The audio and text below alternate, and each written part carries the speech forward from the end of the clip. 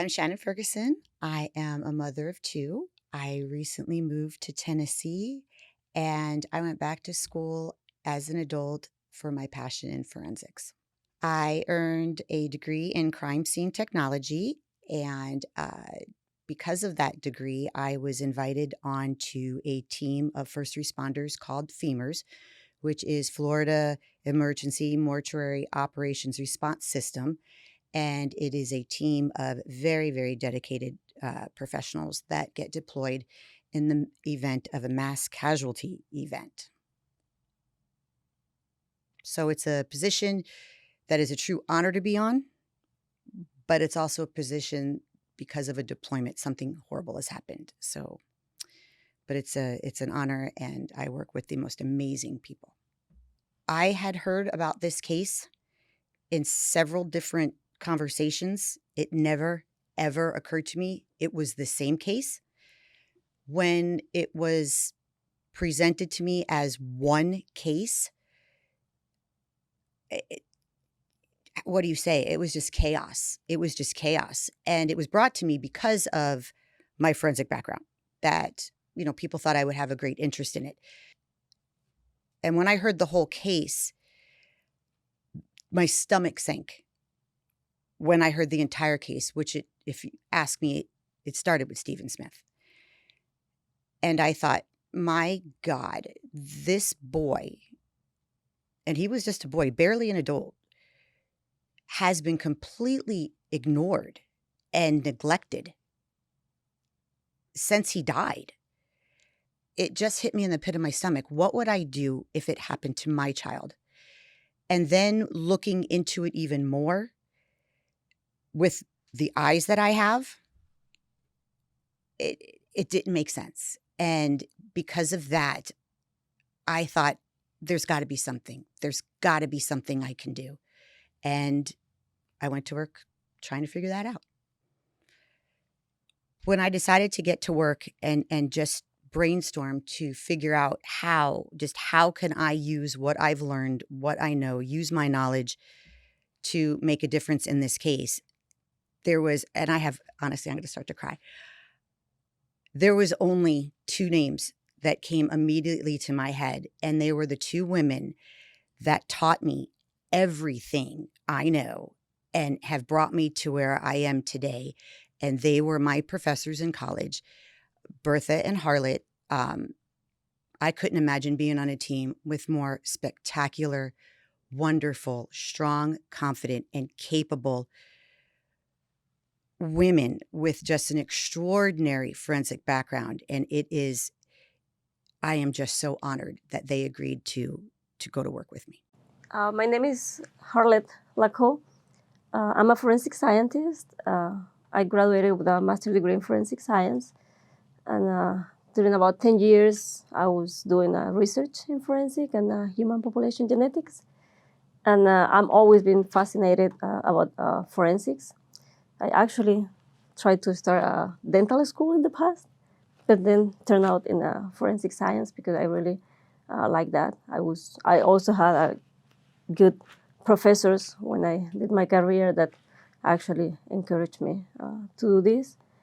And I'm actually a professor, so I teach in a crime scene and a forensic investigation program, and I've been teaching that for about 10 years. I heard about the case a little bit, but Shannon was the one that brought the case to me, and the opportunity and the idea to help in this case. So it's been actually very excited, and what we really want is to bring justice for Stephen.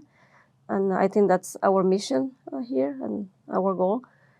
So that's basically what brought me to work in that case, to bring justice to him and his family and some closure. My name is Bertha Hurtado. I am originally from South America, from Lima, Peru. I came to the United States for school, and I pursued a graduate degree in forensic anthropology. I was fortunate enough to go back to my country and work on some human rights violation cases, which was one of the most rewarding experiences. I worked in the field for many years, and that also allowed me to gain a lot of experience with forensic cases. I have done crime scene investigation work, and I've also taught for about 5 years in the field of forensic anthropology and forensic investigations. So, what attracted me the most from of Stephen Smith's case was ultimately the justice. It's been too many years, and still a lot of questions that were unanswered. So, collaboratively with my team, we kind of brainstormed. We honed into the case, and we realized that there could be a good, solid approach to it, a collective approach.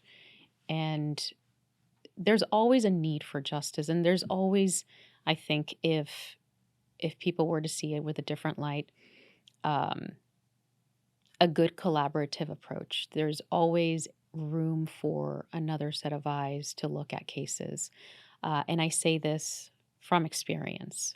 I've never, in the years that I have worked in the field, if I needed assistance from either other agencies or other experts, I always welcomed that, because most of the time it's not a matter of a one man show, but hey, you know, with what I have now, what can you offer as well?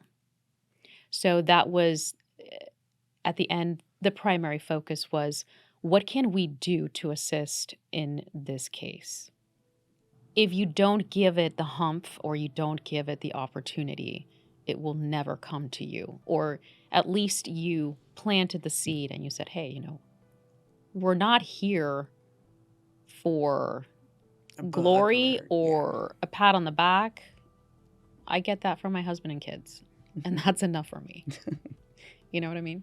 So it's seriously, the selfless approach is also really important. And I realized it when the first case that I solved, and that was, to this day, I have the daughters calling me every Thursday without failure. We have a talk. They hadn't seen their mother since she disappeared. So it's a commitment. And once you commit to the cause, you commit to the family, you commit to the person. We definitely decided unanimously to commit to something. Yeah. And we said, let's do it. Yep. Whatever it takes. So Here we going are. back to the original, we will be back. Yeah, hopefully this opened a door for people Yes. Yeah. to be willing to collaborate and also to provide what is needed to solve the case.